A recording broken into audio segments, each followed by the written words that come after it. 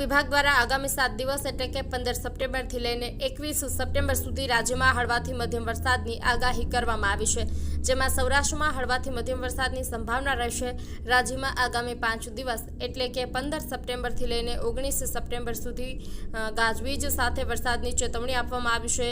નવરાત્રિમાં હવામાન વિભાગ દ્વારા હળવાથી મધ્યમ વરસાદની આગાહી આપવામાં આવી છે। આજે અમદાવાદ માટે આગાહી છે કે સામાન્ય રીતે વાદળછાયું આકાશ રહેશે, જેમાં ગાજવીજ સાથે હળવા વરસાદની શક્યતા છે।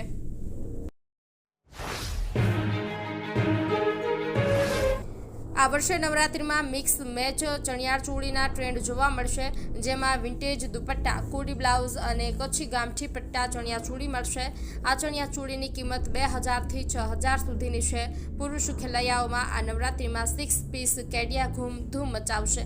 નવરાત્રિ પહેલા લોકો બહારથી સ્પેશિયલ અમદાવાદના લુક ગાર્ડન માર્કેટમાં ચણિયાચોળી અને કેડિયા ખરીદવા માટે આવતા હોય છે। લોકો અહીં 10 દિવસના અલગ અલગ આઉટફિટનું શોપિંગ કરી રહ્યા છે।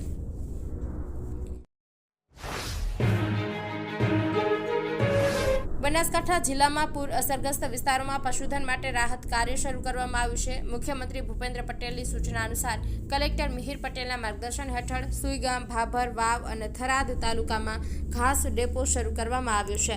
વિધાનસભાના અધ્યક્ષ શંકરભાઈ ચૌધરી અને પૂર્વ સાંસદ પરબતભાઈ પટેલની હાજરીમાં ઘાસ ગાડીઓને અસરગ્રસ્ત વિસ્તારમાં મોકલવામાં આવી। રાજ્ય સરકાર દ્વારા સૂકો ઘાસચારો પૂરો પાડવામાં આવી રહ્યો છે। ભારે વરસાદને કારણે ગામડાઓમાં પાણી ભરાવાથી પશુઓ માટે ઘાસચારા સમસ્યા સર્જાઈ હતી। આ પરિસ્થિતિમાં સરકાર અને સેવાભાવી સંસ્થાઓ સંયુક્ત રીતે કામગીરી કરી રહ્યું છે।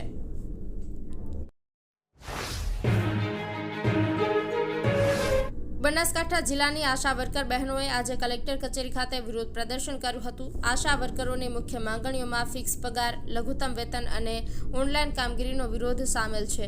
જિલ્લાભરમાંથી મોટી સંખ્યામાં એકત્ર થયેલી આશા વર્કર બહેનોએ કલેક્ટરને આવેદનપત્ર સુપરત કર્યું હતું।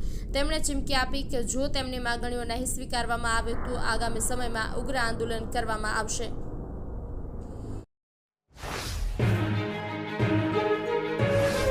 બનાસકાંઠા જિલ્લામાં આવેલા ભારે વરસાદ બાદ પૂરગ્રસ્ત વિસ્તારોની સ્થિતિનો તાગ મેળવવા માટે કોંગ્રેસ પ્રદેશ પ્રમુખ અમિત ચાવડાએ આજે મુલાકાત લીધી હતી। તેમણે સુઈગામ તાલુકાના ભરડવા અને મોરીખા સહિતના અસરગ્રસ્ત ગામોની મુલાકાત લીધી હતી। આ મુલાકાત દરમિયાન સાંસદ ગેનીબેન ઠાકોર અને પૂર્વ ધારાસભ્ય ગુલાબસિંહ રાજપૂત સહિતના કોંગ્રેસના આગેવાનો પણ તેમની સાથે જોડાયા હતા। અમિત ચાવડાએ પૂરગ્રસ્ત વિસ્તારોમાં સ્થાનિક લોકોને પડી રહેલી મુશ્કેલીઓ અને હાલાકીનો પ્રત્યક્ષ તાગ મેળવ્યો હતો।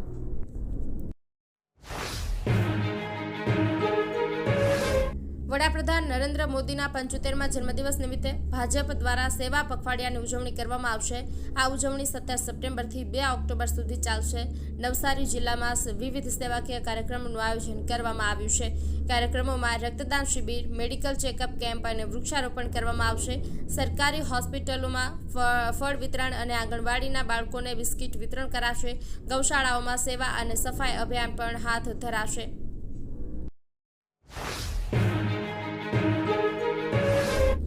બનાસકાંઠા ભારતીય કિસાન સંઘે આજે જિલ્લા કલેક્ટરને આવેદનપત્ર આપી વિવિધ માંગણીઓ રજૂ કરી છે। સંઘના પ્રતિનિધિઓએ પાયલનપુરના ખેમાણા ટોલનાકા ખાતે ખેડૂતોને થતી હેરાનગતિનો મુદ્દો ઉઠાવ્યો છે।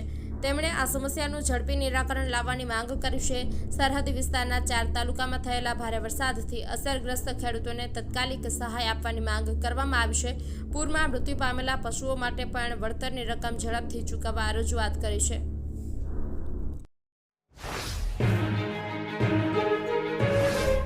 ધરમપુર રેન્જમાં વન વિભાગે ગેરકાયદે ખેરના લાકડાની હેરાફેરી કરતા 2 વાહનો પકડી પાડ્યા છે। વન વિભાગના સ્ટાફને ખાનગી બાતમી મળી હતી, તે આધારે આંબા રાઉન્ડ ખટાણા બીટના નાની ઢોલ ડુંગરી ગામે પેટ્રોલિંગ દરમિયાન વોચ ગોઠવવામાં આવી હતી। વન વિભાગના સ્ટાફે એક શંકાસ્પદ વાહનને અટકાવવાનો પ્રયાસ કર્યો હતો, જો કે ડ્રાઈવર વાહન મૂકીને ભાગી ગયો હતો। વાહનની તપાસ કરતા તેમાંથી વિના પરવાનગીએ ખેરના ટુકડાઓ મળી આવ્યા હતા। પાયલોટિંગ કરતી સ્વિફ્ટ કારનું ચાલક પણ વન વિભાગના સ્ટાફને જોઈને કાર મૂકી ફરાર થઈ ગયો હતો।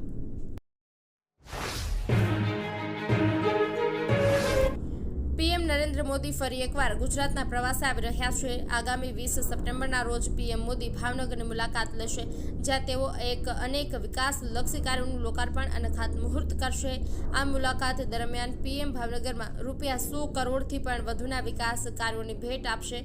ત્યારે વડાપ્રધાન નરેન્દ્ર મોદીના આગમનને લઈને તંત્ર દ્વારા શહેરના જવાહર મેદાન ખાતે તડામાર તૈયારીઓ શરૂ કરી દેવામાં આવી છે। સાથે પીએમના રોડ શોને પગલે તમામ રસ્તાઓનું સમારકામ અને નવીનીકરણ કરવામાં આવ્યું છે, તેમજ બેરીકેટિંગ સહિતની કામગીરીમાં કરવામાં આવી રહી છે।